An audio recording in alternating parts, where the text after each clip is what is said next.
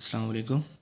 तो अभी हम एक इम्पॉर्टेंट बात डिस्कस कर लेते हैं जो कि फ़ाइनल ईयर में अक्सर आपको जो वार टेस्ट होते हैं उनमें भी आती है, और जो आपकी ऑस्पी होती है फ़ाइनल प्रॉफ की उसमें भी ये बात आपसे पूछी जाती है। तो एमसीक्यूज़ वगैरह में भी ये आ जाती है। वो ये है कि हम सीटी स्कैन की बेस पे कैसे डिफरेंशिएट करेंगे between two types of stroke. हमारे पास दो तरह के स्ट्रोक्स होते हैं। एक होता है इस्कीमिक स्ट्रोक जो कि ज़्यादा कॉमन है, और एक होता है हेमरेजिक स्ट्रोक। अब इस्कीमिक स्ट्रोक में तो ये होता है कि कोई वेसल जो है उसके अंदर ब्लॉकेज होती है जिसकी वजह से ब्लड सप्लाई आगे डिक्रीज़ होती है और उसका इस्कीमिया होता है।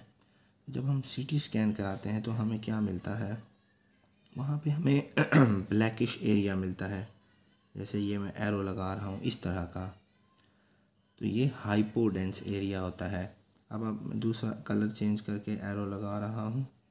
अब आप ये देखें, ये जो ग्रीन वाला एरो है ये आपको नॉर्मल जो है ना ब्रेन टिश्यू है, ये आपका नॉर्मल ब्रेन टिश्यू है। और ये जो येलो वाला एरो आपको शो कर रहा है ये इस्कीमिक इन्फाक्शन वाला एरिया है। तो नॉर्मल ब्रेन टिश्यू के मुकाबले में ये हाइपोडेंस है।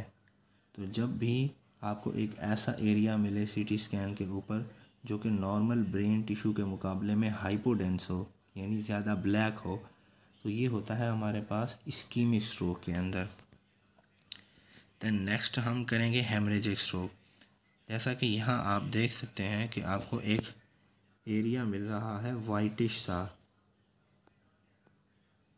ये जो मैंने येलो सा एरो लगाया है, और आप साथ देखें कि ये जो रेड वाला एरो है ये है नॉर्मल ब्रेन टिश्यू। तो जब भी कोई ऐसा एरिया मिले जो नॉर्मल ब्रेन टिश्यू के मुकाबले में हाइपर डेंस हो तो वो होता है हमारे पास हेमरेजिक सीवीए। अब ये वाइट क्यों अपेयर हुआ है, जब भी ब्लीडिंग होगी ना तो ब्लड जो है वो एक थिक सब्सटेंस है, ये डेंस सब्सटेंस है, तो उसमें से एक्सरेज जो हैं वो नहीं गुजर सकेंगी।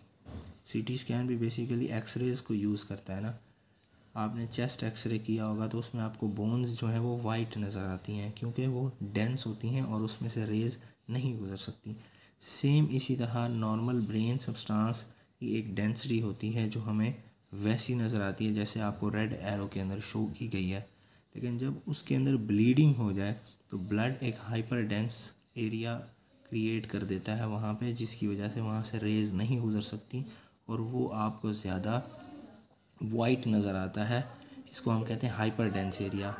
तो जब भी नॉर्मल ब्रेन टिश्यू के मुकाबले में आपको हाइपोडेंस एरिया मिले यानी ज़्यादा ब्लैक, वो होगा इस्कीमिक सीवीए।